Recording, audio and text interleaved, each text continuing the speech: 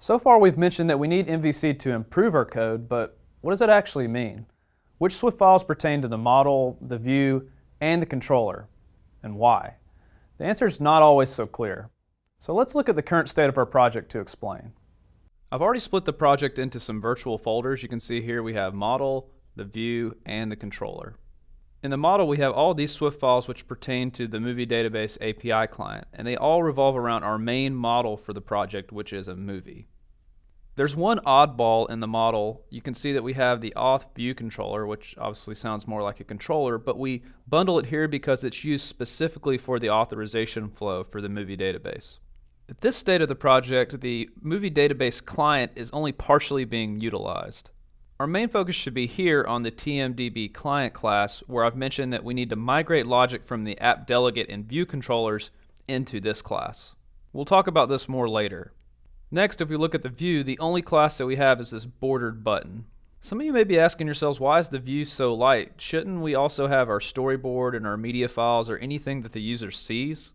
You could do it that way, but we've split the model view controller with just the Swift files.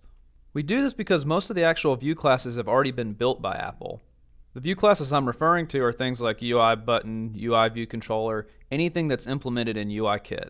So what that leaves in our view folder is anything that we've built custom, something that we may have subclassed, like the border button being a subclass of UI button, and so forth. Finally, let's talk about the controllers. These are the classes that touch a little bit of the view as well as the model. I'll start with the login view controller. This class is a prime candidate for why our last app was so poorly designed. Here are 4 functions for the 4 service calls we use to complete authorization and login.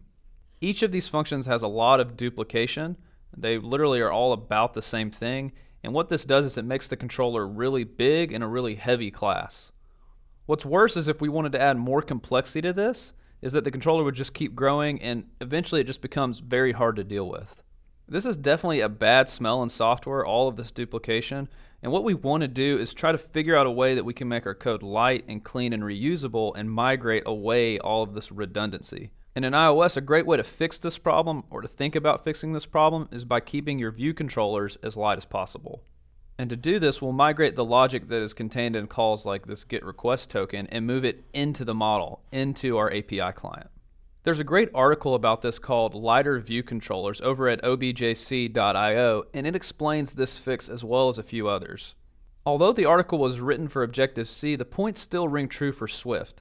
In particular, we're going to focus on this section that says Move Web Service Logic to the Model Layer. It recommends that we encapsulate our web service calls into a different class. And then our view controllers can use that class and then do something with the callback handler or the completion handler to display something back to the user.